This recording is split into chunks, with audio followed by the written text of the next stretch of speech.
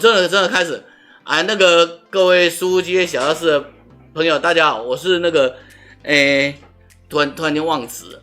摩羯座的孙悟空先生，只讲科学证据的皮肤科医师，你有没有觉得整个都乱掉了？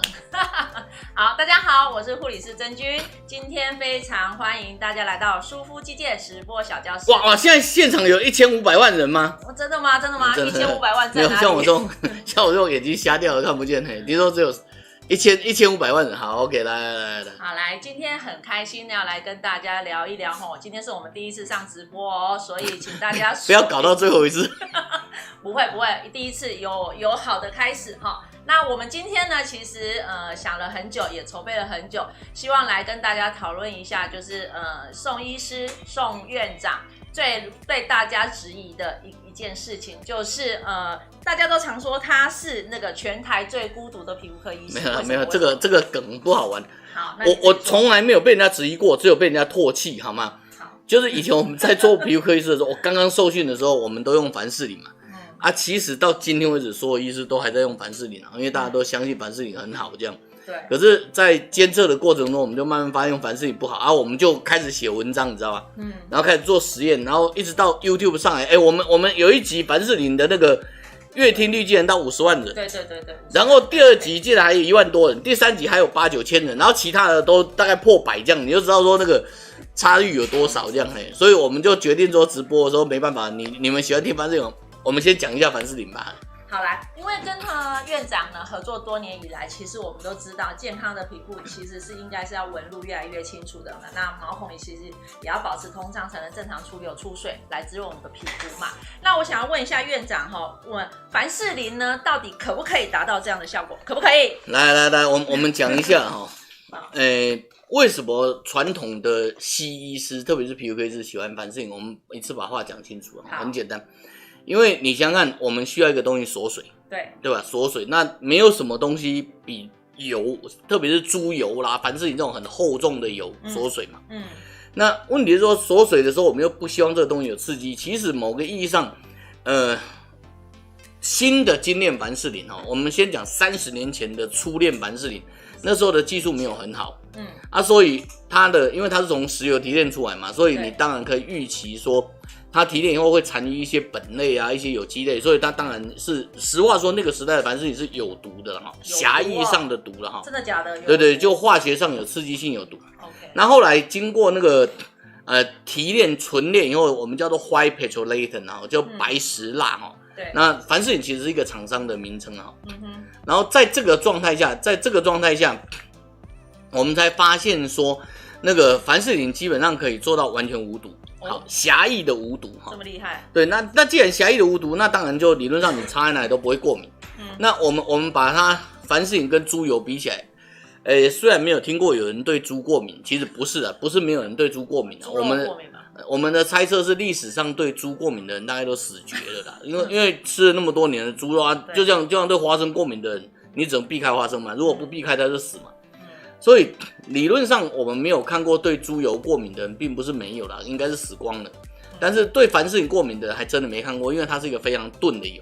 对，因此所有的医师、所有的保养品厂商都相信凡士林。其实我们也认为凡士林 OK 啦，一直到我们做监测以后，我们才发现纯凡士林其实有问题。为什么？要讲凡士林吗？来，要讲到为什么？来给各位看一下这张。等一下，为什么你有这个？你什么时候做实验？对，没有，不是什么时候做实验，这个你这个梗就不好玩了，这个已经做很久，这个大概10几年前的时候，中国上海有人找我去做那个洗脸刷，有一阵子台湾跟中国都在流行洗脸刷这样，然后我就跟他们讲说，要做洗脸刷以前应该先把脸弄得脏脏的才弄，于是我们那时候还想说，我们那时候已经开始在用那个橄榄油了，所以我们就做了一个实验，就是左边你可以看到这个图是那个完全没有使用之前，然后那个另外的这边这边这个图有一个圆圈圈的图，这个你可以请我们其实小编把这个超链接打在那个弹幕上你们就可以看。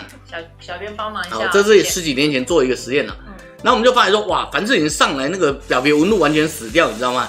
然后你再用洗脸刷下去洗，可能问题很大这样。然后于是我们就在想，那到底是凡士林问题还是所有油的问题？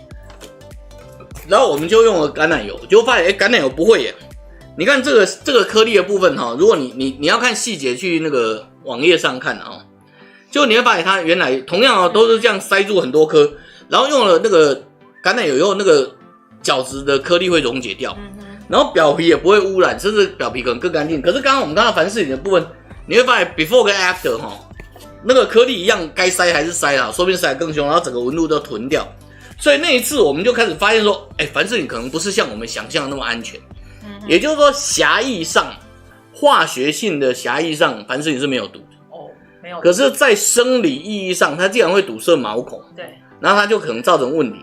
那我们当时突破这个盲场以后，盲点以后，就是对突破盲场比较难突破，盲点比较容易突破了。我们突破这个盲点以后，我们就发现说，原来敏感肌的人越来越多，可能跟这有关，因为大家把自己搞成敏感肌肉，然后再用凡士林去把毛孔塞住，毛孔塞住让毛孔不能呼吸、不能代谢，然后它敏感肌就更厉害。对，所以他其实也解释了，你还记得我们那时候看到我们在做雷射的时候，我们10几年前也是雷射之王，你知道？哇，对对，10几年前我们也是雷射打很多，然后那时候我们的想法也是让病人擦凡士林保湿嘛。对，然后后来才发现奇怪，不管是我们自己的观察或外面回报的情况，都是凡士林擦以后敏感肌越来越明显这样。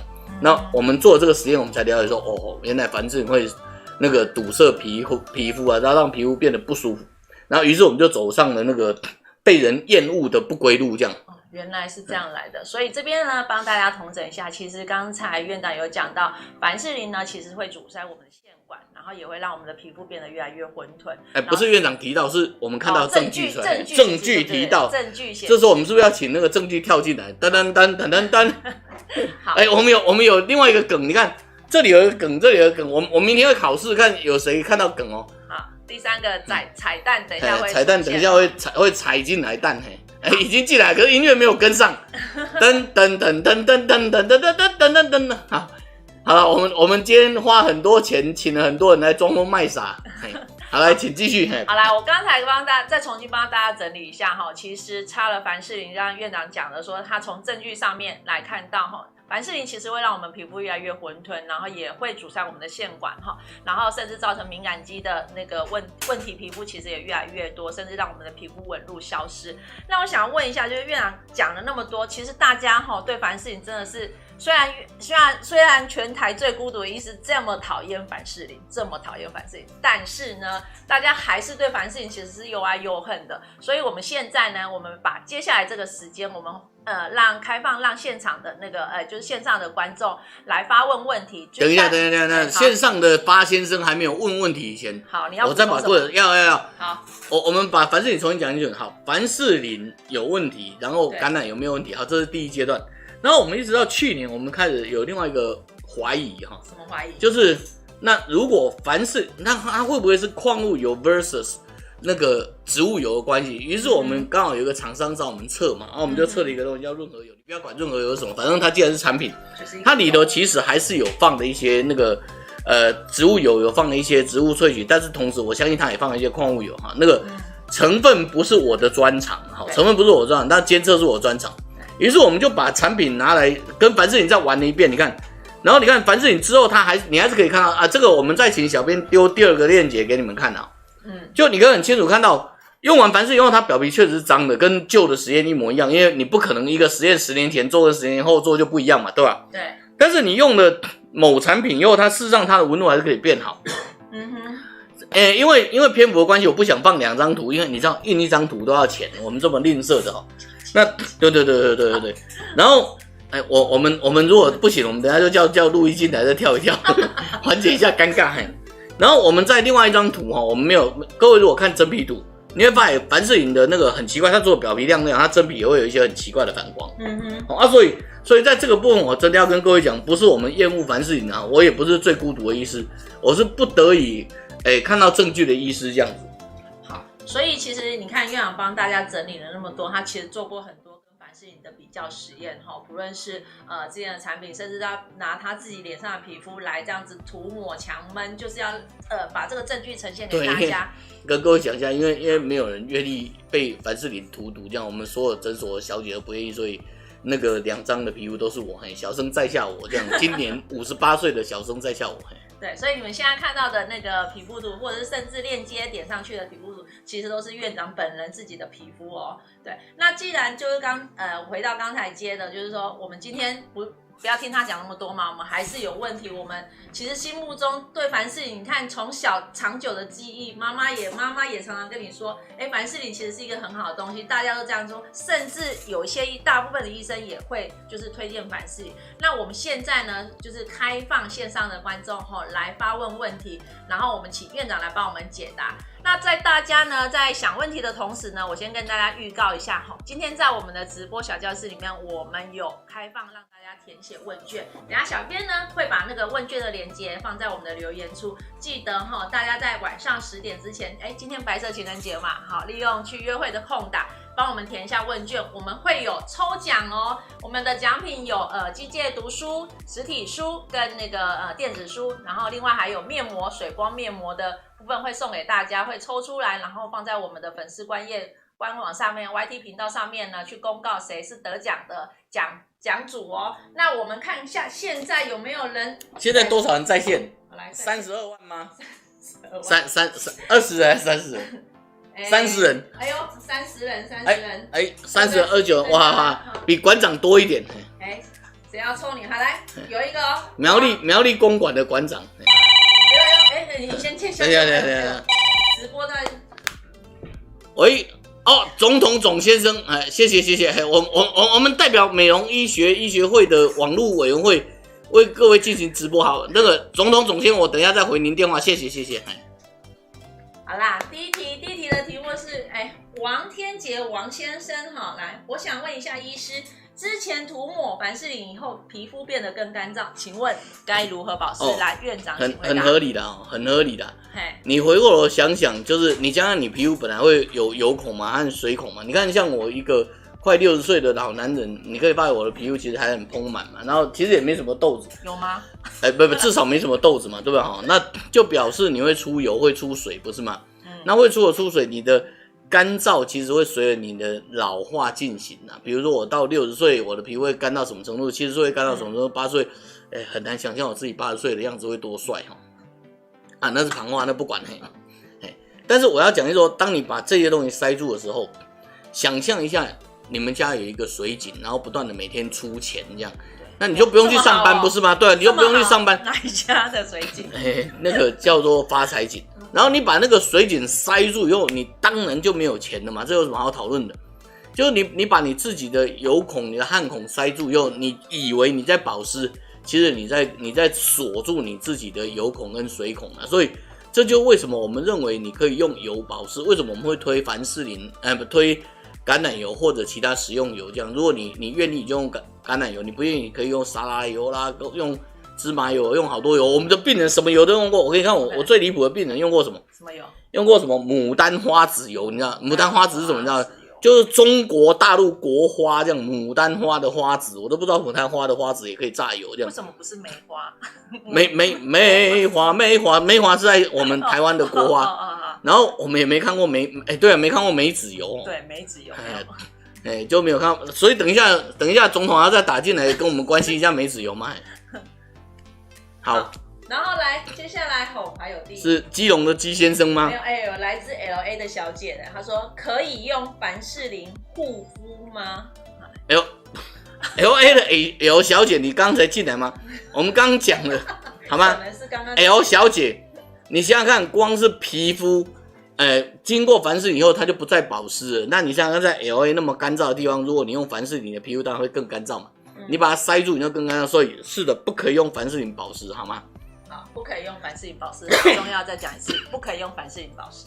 OK， 来，接下来有苏，对不起眼睛太亮了，看不太到。苏先生问说，院长，请问凡士林的主要功效是什么？凡士林主要功效很简单，它是一个非常饱和的矿物油。是。那所谓饱和就是说你其实很难 denature 了，就很难坏掉。然后这么饱和有当然是锁水，在功效上锁水。所以我个人认为，我跟各位讲一下一个很好的笑话。好，在我们做肌肤监测之前，那大概是20年前，我们做肌肤监测之前，诊所有很多凡士林。然后我们帮病人打完打完那个雷射以后，我们就跟他擦一点凡士林，对吧？又省钱，你知道我们特别喜欢帮病人省钱，嘿，因为他不用花钱，我们就会觉得他很愉快这样。后来我们开始学监测，又发现这个东西有问题，我们就把凡士林拿来擦皮沙发，嘿，就是从此不再擦在人体身上。所以你说那个凡士林有什么保养效果？保养你家的皮革跟皮衣这样，嘿。你是说家里的那个皮沙发？对对对，还有皮鞋，因为反正它不会出油出水，你保养它是 OK 啊。好，那我回家要叫我老公拿凡士林来擦皮鞋。对对对对对，买皮鞋膏。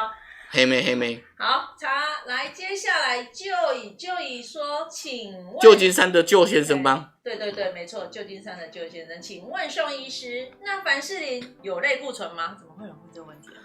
凡士林的学名就是凡士林其实是商品名啊，因为我们薅着凡士林的羊毛一直打，可能会被告，因为凡士林其实是一个商品名，它的正式学名叫做白石蜡，white petrolatum 啊，它的正式学名不叫类固醇，不叫 steroid，它没有啦，它没有类固醇啦，它没有类固醇哦，所以这个人我告诉你，凡士林没有类固醇，就以来自旧金山的旧先生，凡士林没有类固醇哦，好来，再来 S 圈问说，要怎么样确定保养品是安全的？可以透过，这个应该是有 sense 的那个哦，可以透过肌肤监测确认现在使用的产品 O 不 OK 吗？这个确定不是小编吗？这个感觉这个小编狂摇头，感觉这个很有专业，那个警总警总现在没有人，就把这种潜伏的间谍抓起来。我们很严肃来回这个问题哈。好，第一个从肌肤监测角度来看，什么叫肌肤监测？我跟各位讲一下，这个可能要花掉30分钟。我们在20几年前，我在台北市立医院当皮肤科主任的时候，那时候我最讨厌一种病人，是真的很讨厌的。什么样的病人？就他跑进来跟我讲说，那个主任，我的那个脸会痛这样，可是你看他的脸就白白的。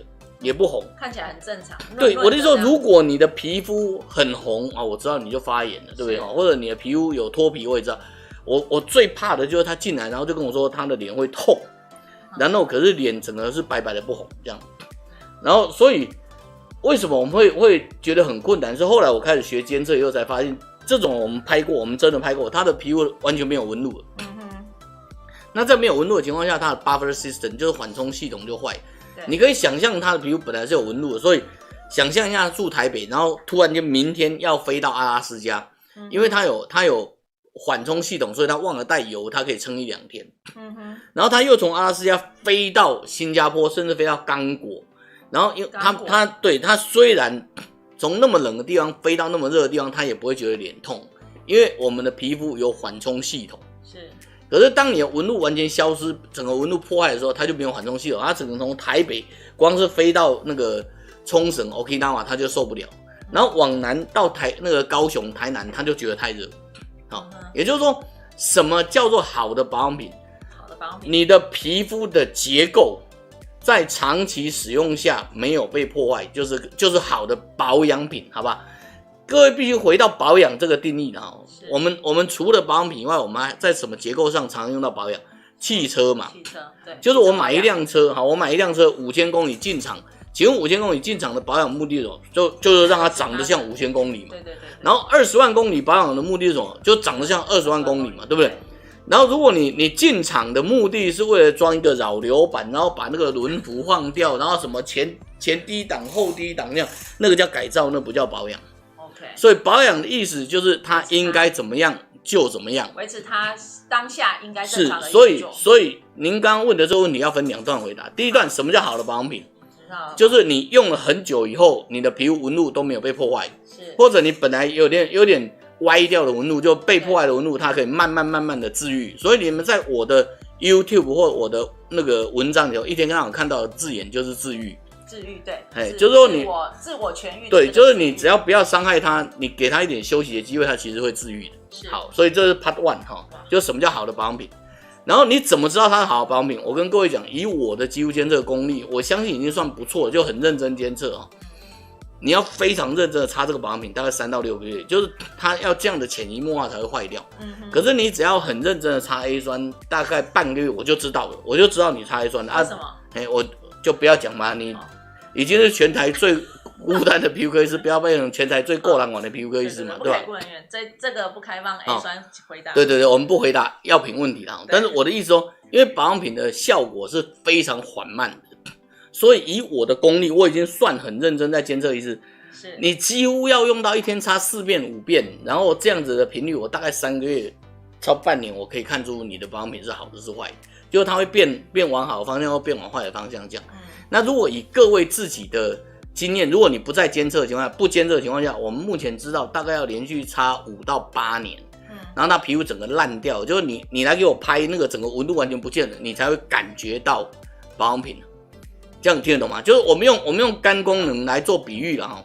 就你每天喝一杯高粱，大概差不多2-3个月，我就可以验出你的肝脏的那个 GOT、GPT， 就是肝功能的部分有问题。是，好，可是，大概2年，我们在超音波下面搞不好就可以看出一些什么脂肪肝。可是如果你要叫这个阿公啊，你要叫这个阿公啊自己本身说，哦，我喝了酒，然后喝到，我最近人开始觉得疲倦，然后我最近开始觉得有问题，大概要20年。20年，可是那时候已经来不及了，那时候就已经肝硬化了。就是病人本身要感到肝硬化，他才有感觉。这个就跟肌肤监测一样，就是说，你大概擦3-5年、8年，你的皮肤开始敏感了，开始不舒服了，长痘子、溃烂、红肿。在这个情况下，你才会知道。可是如果你做监测，大概3到6个月就会知道。哇，这么神奇！你看，你刚刚问的问题，我回答快20分钟。没错，这题问题太深奥了，这个太深奥了。完了，所以我们先停，我们给下面的人一点机会，好不好？来。有人说，有人跟你发生了，就是为什么有人会觉得脖上凡士林感觉是良好，他自己也是敏感的，这个是进步一点点，不知道是小姐还是说得好，你有没有看到我脖子上这个叫做悟空，这个叫火影忍者，这个就是地沟倒菜多的这样，就是他为什么上凡士林会觉得良好，因为他上的太少。上太少，好吧。所有的东西，我们的对岸。他们最喜欢讲一句话，就是说凡事不谈剂量都是耍流氓。只要你谈到毒性不谈剂量就耍流氓。我个人觉得这句话讲得非常好，就是我是说耍流氓那一段的哈。好，请谈剂量，对，一定要讨论剂量。你不能跟我讲说他用凡士林，我跟你讲，他用凡士林1天他也不会有伤害啊。那他如果非常非常薄的用，他也不一定有伤害啊。我们现在谈的是你有种你就一直用，不管薄或者不薄，你就一直用有种。那个有种的人姓什么？他没说都先生吗？都先生，都先生，都好的都先生。好，没有，不要这样，我们要在网络上友善一点，要不然等一下会有人留言骂我。好 ，OK， 来，接下来是秉琦小姐，应该是小姐吧？她问说，涂凡士林在脸上会产生过敏反应吗？不会啦，单次涂凡士林一定不会，因为我们刚刚讲过了。我们再重新讲一遍，凡士林其实是商品名，真正的学名叫做精纯白石蜡。它5个字第一个它必须精纯，这2个字，然后它的正式学名叫白石蜡。石蜡是它从那个石油提炼出来蜡质的意思的一种油脂，然后白色的石蜡，然后是精纯。精纯白石蜡在狭义里面，它是没有毒性的，它没有化学毒性，可是如果你长期使用，我这样说好了。他刚问的问题，该是这样说：你把凡士林拿来吃会辣舌头吗？不会。可是你持续吃凡士林，你的肠胃会堵塞吗？会。这样我们谈的，它绝对不会辣舌头。可是长期吃会怎样就不知道了。所以短期擦凡士林不会敏感肌，长期擦凡士林，我保证你会敏感肌。谢谢。不相信的人其实也可以试试看。对，你可以擦，大概不用太久，大概2年到3年。你只要擦2-3年，你自己应该就会感觉，就是到那个肝硬化的程度嘛。那如果你用肌肤监测，差不多凡士林我们测过差不多10天吧，你很认真擦10天，应该就有那个纤维纹路的变化。好 ，OK， 那接下来呢？好，我自己想要插播一题哈，我插播一题，我想请问那个就是插播插小姐，对，我想请问院长哈，那个精纯白石蜡这个东西，如果可不可以用在小 baby 的，就是红屁股上面？这个题目是唯一的可解的。我这样说唯一可解。小朋友的尿布疹其实是很讨厌的议题。我跟各位讲一下我切身的感觉。我生了几个小朋友嘛，里面跟外面，你看，他一听到小朋友他就吓死。里面跟外面没有，都在里面我生了几个小朋友，是吗？他们都没有尿布疹，但是我有一个同学，大学同学，他生了2个小孩子。都有尿布疹，然后他们从当时的邦差市买到什么妙儿叉，然后从台湾的邦差市买到美国的邦差市，然后买到什么日本的妙儿叉，反正各种都试过。然后他甚至还在我们大学群里头问说，有没有同学可以告诉我们哪一种尿布比较不会产生尿布疹？找不到。其实我也有这种迷失对，真的找不到。后来你知道他的尿布疹是怎么好的吗？好的，就是一直到不尿布了才开始好，就是开裆裤就没有尿布疹啊。通风嘛，通风。对啊，所以我要告诉你，尿布疹这个东西，就是因为小朋友的屁股，他的屁股有汗腺，汗腺，但是没有那个皮脂腺，就不多了哈。所以他的那个 skin barrier 就皮肤的屏蔽那个油膜是不足的。OK。然后你可以想想看，在一个比较嫩的皮肤上泡屎，然后泡尿，对，然后屎跟尿都有酸碱值，对吧？在这个情况下，然后你又拿那个尿布去闷它，它又产生热量嘛。然后这个小朋友如果又会踢脚嘛，通常两三个礼拜内的小朋友，1-2个月的小朋友他会踢脚啊。对。然后再多一点的小朋友，他可能甚至1-2岁的小朋友，如果他还在穿尿布，搞不好走来走去的时候，连那个该逼就是腹股沟都会摩擦嘛。所以这种产生尿布疹。要怎么办？其实真的可以考虑凡士林啦。OK。这时候是不得已啦，对啦。好，不得已的选择。这是不得已的，说真的，这是不得已的。OK，好。所以是可以用的，就对了。那既然对啦，因为你那段时间很短嘛，然后你知道，等他不穿尿布以后，他还是会继续流汗，不是吗？对啊。所以就算你凡士林稍微把汗腺堵住了，在未来的2岁、3岁、4岁的空间中，然后他从尿布改成内裤，不是吗？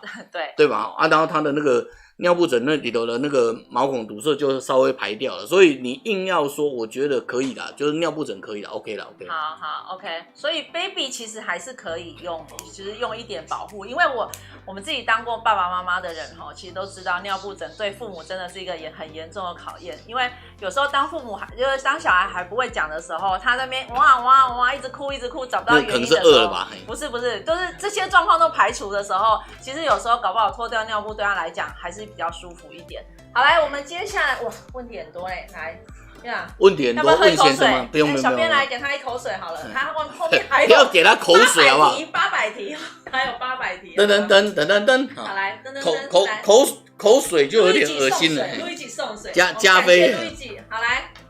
Daisy 我问说，请问除了可以用食用油可以尝试不同的植物油吗？植物油，他在问植物油的。我们希望 Daisy 小姐把问题 clarify 好。我们把话理清楚哈。为什么特别强调食用油？事实上，食用油也分2种。我所谓分2种，就是说。我们就说植物油或动物油哈。我本身是佛教徒，吃素，可是我并不是因为这样才叫你们用植物油或动物油。对，很粗略的谈，如果你真的要细谈，因为我是医师啊，然后30多年前医学院毕业，是我不是讲我的资历很厉害，是我突然间发现最新的营养学对油品真是讨论到巨细靡遗的程度。怎样多巨细？我们当年在念书的时候，只有 Omega 6、Omega 3、Omega 3、Omega 6，其他的基本上忘掉了，对不对？可是现在的营养学在讨论油的时候，真的是很复杂。我跟各位讲一下，大概10年前，我们那时候得到的讯息还是说橄榄油，可以用来做半生冷嘛，对不对？就半沙拉。可是橄榄油不可以拿来炸。对不对？那如果你要炸的话，你要炸什么？那时候叫做什么发烟点啊，然后可是如果你要拿来炸，你就要用棕榈油，还记得吗？或者用动物油，像猪油之类的。对不起，我没煮饭说。对，没有这后面还像我都至少会煮饭，我不得已还要煮泡面，因为有时候你讲错话，我太太就会叫我自己去煮饭这样。好，这个家丑不可外扬。我们拉回来讲然后。但是最新的报告又说，如果你要煎煮炒炸，橄榄油比那个棕榈油来的好我现在已经整个乱掉了，我也不知道到底是什么油。对，所以我没办法告诉你。但是好，我们回到那个食用油跟植物油的问题。是第一个，我们先谈食用油。食用油是一个领域，好吗？食用油是一个领域。然后食用油有动物油跟植物油。那目前很粗略的分法就是植物油是不饱和的，往往是不饱和的。除了棕榈油是饱和的嘛，椰子油是饱和的嘛。对。然后动物油常常是饱和的，那饱和的跟不饱和的差别，如果你问我以肌肤监测的观点，因为我们是临床医师谈实用，你把饱和油擦在脸上，不管它是动物油或植物油，只要是饱和油，所谓的饱和油就是说以动物油来说，就我们当猪油好了。好，以植物油来说，我们当那个椰子油，你擦在脸上，如果你的肤温不够高，它可能就呈现半固态，或者甚至固态，然后直接塞你的毛孔这样，然后就变成好了，你晚上擦它，然后你那个晚上就不要想出油，因为塞住了嘛。不会啊，脸上还是有一层啊，因为它不是对，就是凝固了，所以它就有点堵塞嘛。这个有点回到类似刚刚我们谈的凡士林嘛。对，只是食用油的堵塞跟凡士林的堵塞不一样，是它们都堵塞，可是凡士林不会被细胞吸收，所以如果你顶出来，当然很好。猪油被顶出来，凡士林顶出来，它们是一样的。可是万一顶不出来，它真的塞到毛孔很里面了，那猪油你还有机会被吸收，因为我们猪油是可食用油。对，而凡士林万一被细胞吸收进去，我们叫那个phagocytosis， 然后就是包引作用或者包吞作用。如果我们用包引作用或包吞作用的时候，凡士林是不会被消化的，然后猪油是会被消化。那如果一个细胞里头有太多凡士林，这个细胞就会自动溃烂，因为它没办法消化它嘛。所以第一个我们会特别强调。一定要用食用油，食用油就可以吃的油。对，所以不是所有的植物油，好吗？好，特别强调食用油，因为有些植物油，比如说像某某丹，那个某某丹听说在台湾不知道进来还是倒掉的时候，因为以前看到好多某某丹的那个某某丹的品牌嘛，然后不是所有号称植物油的都能用。第一个，它至少是食用油，然后在食用油里面。如果你想擦在脸上，因为比较低温区嘛，所谓低温区就是你擦在身上，因为身上永远都高温啊，就流汗啊什么，所以你擦在身上，你要擦猪油或者要擦那个椰子油，我真的没有太大意见。我们在监测上也没看到什么，因为没有人会把衣服脱下来让我监测嘛，所以我们基本上没有什么身上的监测的答案。但是脸上的部分，我们会建议用那个不饱和的食用的植物油。好，不饱和食用的植物油，这样理解吗？所以其他的植物油你要试也行啦，反正你就试吧，然后3个月6个月拍一次图，然后拍个2次3次4次，我们就知道这个植物有好的或坏的。这样我们就会谢谢你告诉我们，多告诉我们一个会塞的。对，副院长讲的意思就是你做牙给都有人替你验橄榄油出来，有人跟你讲玫瑰籽油长什么样子，我们都知道，我们还知道苦茶油，我们也知道什么芥子油。我们知道一大堆油，你为什么一定要试呢？我求求你就用橄榄油好吗？问那么多问题，戴小姐。好，戴小姐。我们还是对你很客气，请你不要在下面弹幕上打坏处这样。好，再来。反正就是可以食用油要用食用油的。然后接下来杨国玉杨先生他问到橄榄油要怎么挑？哇，这一题真的很好，替大家解答。然后等一下他还有问号，第二个问号。敷脸会不会很油？这个大家这个问题不太能回答。就第一个，不可以做品牌推荐。对，没有，我也真的不能做，不知道品牌。实话说，我们在做橄榄油过程中才发觉，其实我跟各位讲一下，你看到我穿悟空的衣服，你就知道我是一个动漫迷，但是基本上没什么知识，你知道？就是身为一个男人，我告诉各位，我在做肌肤监测以前。我连化妆水要先擦还是乳液要先擦我都搞不清楚，真的。对啊，我什么都不知道，你问我那个干嘛呢？这样，然后我们开始做肌肤监测以后才慢慢列入那个食用油领域，然后才莫名其妙发现我们是被病人推荐橄榄油的，不是我用橄榄油。其实我真正想到的是叫病人回去用沙拉油。对，一开始是沙拉油，真的是沙拉油。就后来病人，我们叫他回去用食用油，这些死家伙每个人都不是这些好家伙，每个人都给我用橄榄油。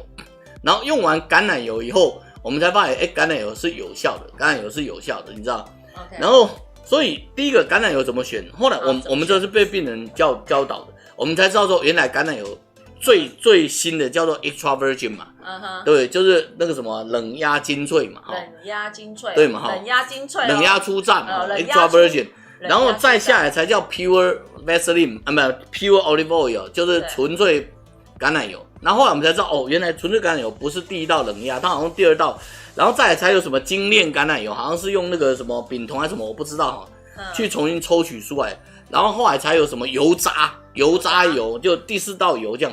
以上这些东西你在网络上都可以查到，就不用问我。然后我们真的发现，只有 extra virgin 的橄榄油是有用的，只有 extra virgin， 对，只有 extra virgin 就是所谓冷压初榨。杨先生有听到吗 ？extra virgin 的橄榄油。然后至于橄榄油会不会很油，我跟各位讲一下，我们大概10几年前开始用橄榄油后，突然间因为开始被迫去读一些 paper 嘛，然后才发现哇，橄榄油是好东西，所以我们就决定用橄榄油来喝，你知道吗？不是光用橄榄油沾，比如说我们去买那个法国面包，一条法国面包我们可以沾掉半罐大概250cc 的橄榄油，所以后来就才发现这样是错的，因为面包会胖，橄榄油会胖这样，但是不会很油，好放心好吗？不会很油，听到没有？杨先生不会很油，好吗？就自己试试看就知道。你们因为我真的用了橄榄油上去，大概差不多1个小时左右，它就完全吸收掉了。所以你初期可能会觉得油，其实不会，它就比一般的那个乳液的油再油一点点而已，然后可是它一样会吸收掉，我觉得还好啦。好啦，其实告诉大家，油不油其实是心理因素啦。那如果就是说你自己可以克服这个心理因素，那个小边的堵塞线管的线是错的。哎呦，小边好，线应该是肉字旁。国文老师出现了，对，因为不是我如果宋教授出现了，我如果不纠正你，等一下就会被人家纠正。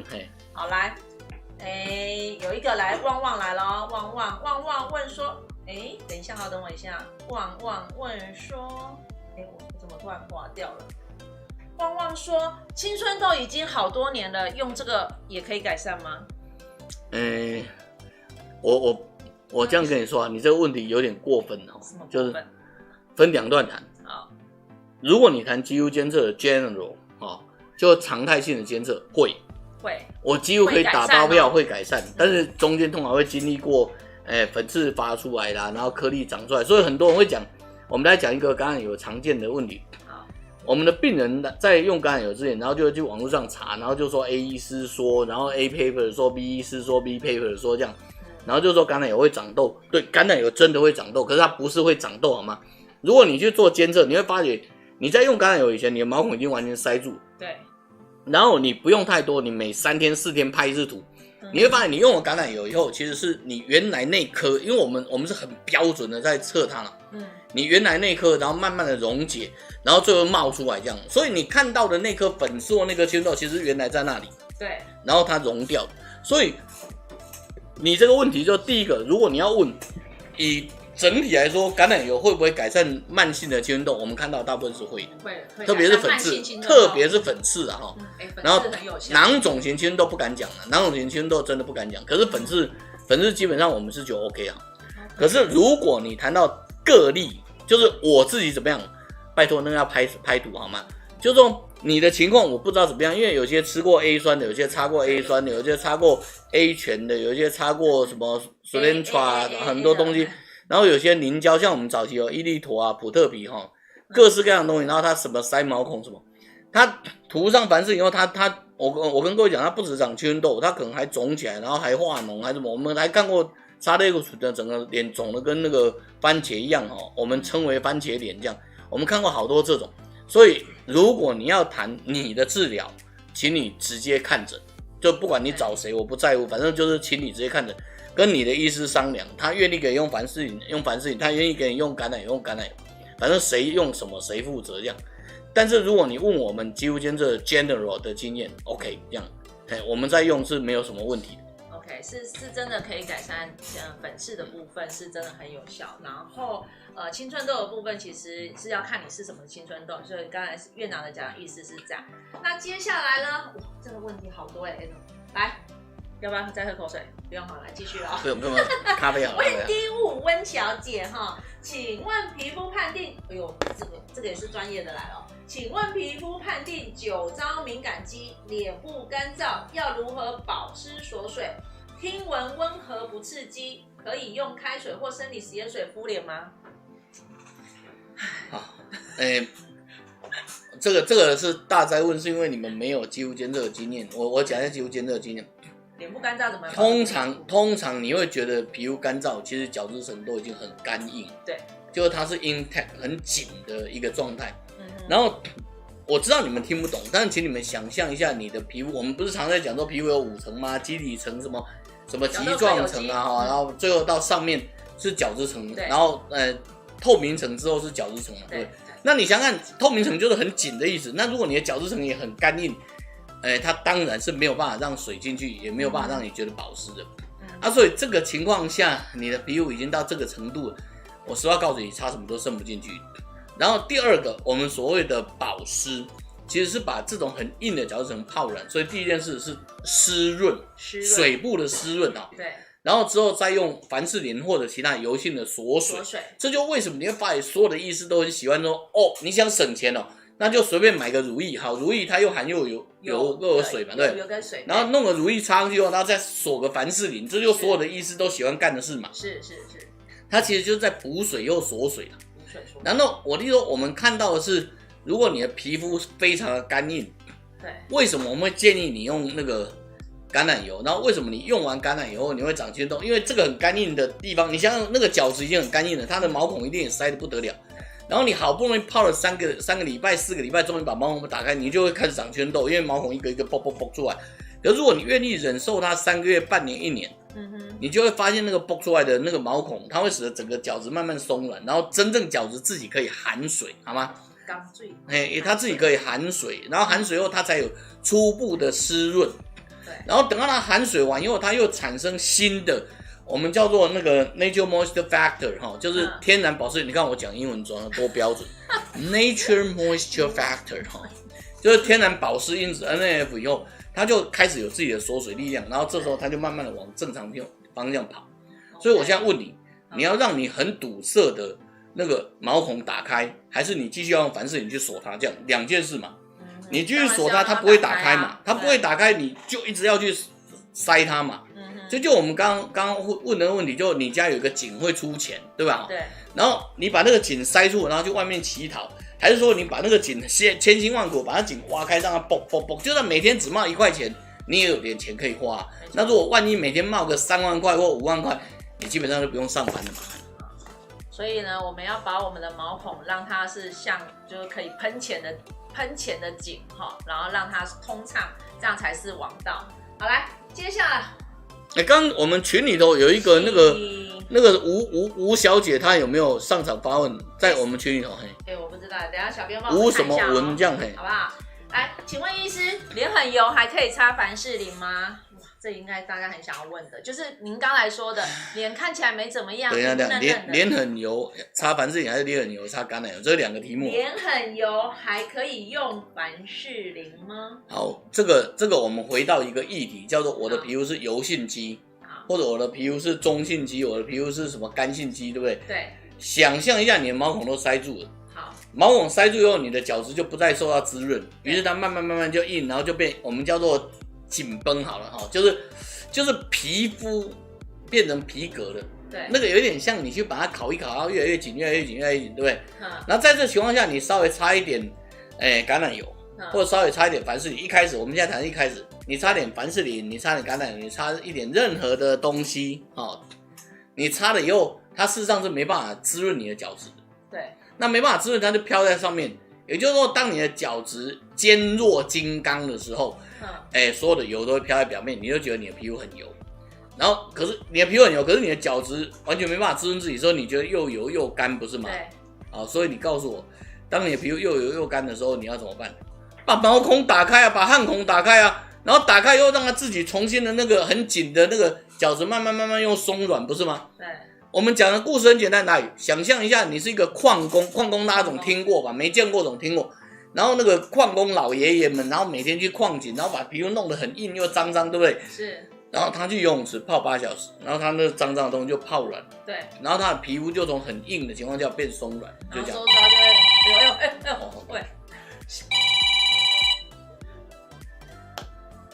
您是行政院的邢先生。没事，我们继续直播，我们绝对不会泄露国家机密。我们很快直播就完了，8点半就结束了。邢先生，谢谢。好，哇，你今天电话很多。对，刚刚总先生打电话，现在邢先生打，那等一下是国防部的国先生。好，来，还有问题，请问可以用橄榄油？来了，橄榄油，终于有一个问到橄榄油，可以用橄榄油取代保养品吗？真的？基本上。逻辑可以的逻辑可以，可是事实上不太够了哈，分两段谈哈，我们这样说好了。我们回到刚刚讲过议题，什么叫保养？保养就是5000公里的车子长得像5000公里，30万公里的车子长得像30万公里。对，维持当下的状态。所以10岁的小 baby 2岁的小 baby， 他的屁股很湿，对吧？有水嘛。可是他没有出油孔，因为他还没有青春期，所以他皮肤还没长。对。那这时候他脱光裤子，虽然有点没有色情嘛，对不对？小 baby 去海边玩脱光裤子，然后他的皮肤被海水泡一泡很干，你要不要补一点油给他？当然要啊。是，所以这时候正常的2岁小 baby 屁股要擦油，我们先不谈凡士林还是那个橄榄油，反正就是要擦油嘛，对不对 ？OK。好，然后到了12岁。他这时候开始皮肤出油出水，我们进入青春期了嘛，皮肤渐增大了，对吧？好这时候到15岁，他的皮肤油得不得了。对。这时候他的保养是什么？把脸洗干净，就好了。把脸洗干净，让油维持在正常的量，然后和汗水这样。好，然后终于到了一个亭亭玉立的女生，这样22、23岁25岁，然后皮肤超漂亮的时候，这时候他的保养什么？就是不要晒太阳就好了嘛。对。你不要去破坏它嘛。所以20几岁的人，他最该做的事情就是防晒嘛。可是这时候我们要插到另外一个议题，就一天到晚有人在问的，那擦防晒不是要避晒嘛？对，因为你的毛孔现在正常出油出水，你干嘛去塞它？所以一天到晚都有人问我说，他要上妆上你个头嘞，对吧？上完以后你毛孔都塞住了，干嘛？我们要优雅一点，冷静。好，然后你到了40岁，你的皮肤开始不太出油，也不太出水，所以这时候你可以给什么东西，对吧？你可以给一点油，给一点水，对不对？对。你现在已经垂垂老矣，90岁了。然后你在台北都在台北然后台北也算比较湿嘛，对，然后温度在那个春天也还好了，就是暖暖，然后所以你即使是这样子，你也不会出油出水，因为你已经90岁了，所以你应该怎么做？你应该擦点油，擦点水。对，好，所以我们回到刚刚讲，那橄榄油可以代替保养品吗？在你12、13岁的时候可以。然后，可是你20几岁的时候，也许可以，因为你这时候皮肤很正常嘛，对不对？你其实也不擦橄榄油也可以，你什么都有，你干嘛去擦它？水都很正常的时候。对，然后你30岁、40岁的时候可不可以？可以，因为这时候你稍微缺油，稍微缺水，然后来一点不饱和性的食用植物油可以。我们现在讲的是正常皮肤，如果你毛孔已经塞住了就不够了嘛。就是说你饿得不得了，吃清粥小菜可不可以？可以，要吃20碗呢。你懂吗？所以你刚刚问我的问题是说，你要知道橄榄油是很稀薄的，所以你问的问题说，我可以每天吃粥不会肚子饿吗？那就要看谁啊。小 baby， 我跟你讲，吃半碗稀饭就可以了嘛。对。然后如果是矿工先生，我们很尊敬矿工先生，因为矿工之子现在当我们的总统府的总统嘛，对不对？好，是。我的意思说，你这样回过头想想，我们这么尊敬矿工先生啊，回过头讲一下。就是说这样的情况下，一个矿工吃1碗粥够吗？当然不够，这是好好讨论的，对吧？所以橄榄油到什么情况下，比如说50岁或60岁不够，你可能需要更滋润一点的东西。然后你如果实在是不愿意花钱，你可以往食用的动物油或者比较饱和性的植物油，那个技巧很好，你懂吗？所谓技巧很好，就是说打死你都不愿意去外面吃，那你就要确定你煮的饭跟那个饭店的那个主厨一样好吃，因为像我儿子就一天到晚不回家吃饭，他们就觉得我煮的超难吃。你懂吗？所以自己在家煮粥可不可以？他们小时候你可以拿着棍子逼他们吃，可是当他们有自由意识的时候，就到40岁的时候，他觉得你的橄榄油不够油了，然后又不够滋润，然后如果你要硬是用擦橄榄油去做保养，你可能一天要擦40遍，对吧？要不然不够油啊。对，所以其实是在基础是在你健康的皮肤下去补你不足，那当然会依照不同的年龄啊、不同的肌肤状况，然后来给予安全的油脂，这样才是最适当的。好，来今天超时很多，我们开放最后2个问题，好不好？来，刚才我们讲到美白这个部分啊，有一题美白的来了，请问医师美白的步骤除了不晒太阳、带雨伞、防晒以外，还有什么？美白可能要到下个直播了。我们讲美白好了，我们讲美白好了哈。好，美白。美白的概念是第一个不要产生新的黑色素嘛，第二个把旧黑色素代谢掉嘛。是。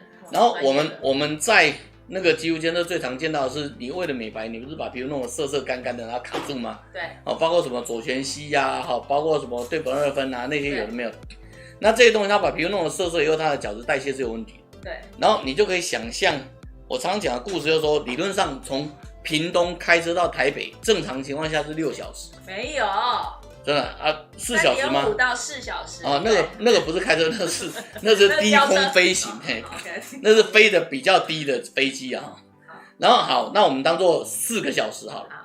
所以想象一下，有一个黑色素从屏东运到基隆，然后丢掉，这样要5个小时，对吧？对。那如果高速公路塞车，有一个黑色素从屏东运到基隆要5天，那就是角质代谢异常。是，角质代谢异常的时候，你本来就有很多黑色素卡在那里，所以其实我们常常遇到那种有感染有在闷的病人，他会告诉你哦，我美白了，这样不是，那就是很清楚的乳化角质，广义上的去角质啊，广义上的去角质。所以事实上可以告诉你，不需要那个做果酸啊、刷酸，你也可以去角质，你把它溶掉不就得了吗？溶解角质，对，你很安全的乳化它就可以嘛。对，我们看到陆一吉在那个天上在飘来飘去，我们要不要请陆一吉再进来飘一下？来，我们欢迎噔噔噔噔噔噔中场让院长吞一下口水哈。好来，我们非常非常感谢陆一吉小姐，陆小姐，好，陆小姐，陆小姐要走了。我们现在最后回答最后一个问题，那我先跟大家插播一下，你们问题还是可以留上来哈。那我们等到这一场直播结束之后，我还是会督促院长把没有回答过的问题给他回答完哈，用文字把它记录下来。所以我们现在来回答，请他回答最后一个问题。你有问问题就有机会中奖。对对，徐产文先生，是小姐，不知道什么先生还是小姐。那50岁的酒糟，哇，酒糟要怎么样保养保湿呢？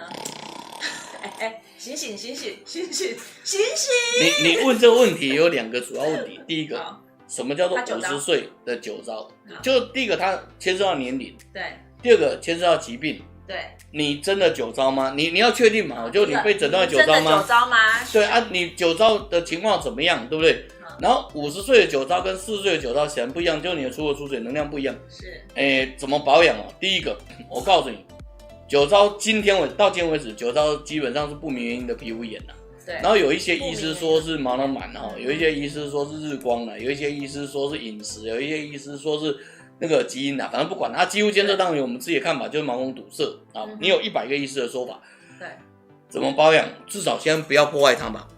我的意思说，不要再继续破坏。对，你不知道怎么保养以前，至少不要再去刷果酸嘛，对，再去刷 A 酸，再去打雷射嘛，就是你什么都不知道，你至少先让它休息嘛。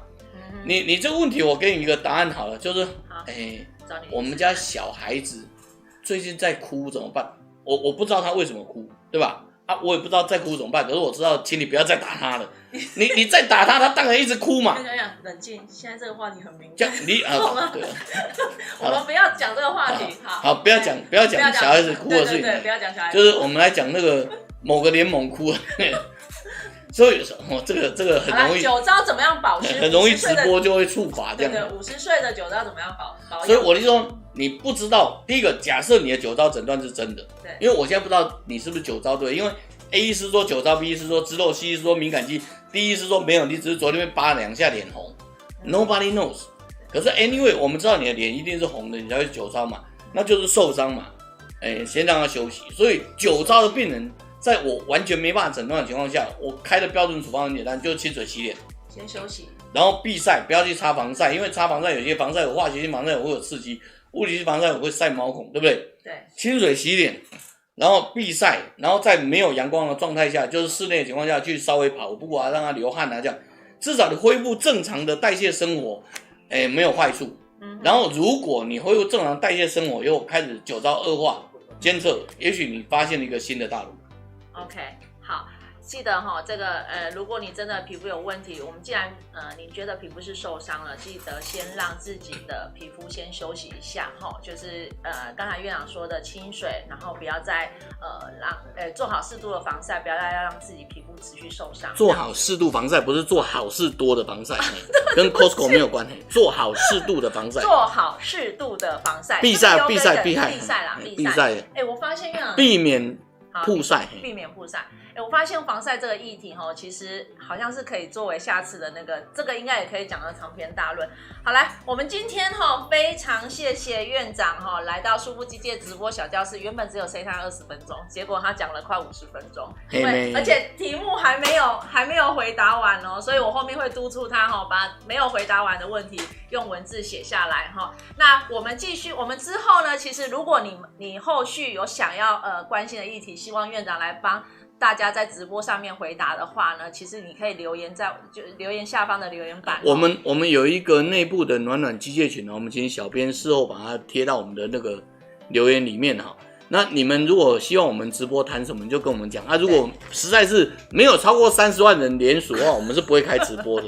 没有30万连署，请告诉你的亲朋好友30万连署就比某人的那个选票还高了，真的。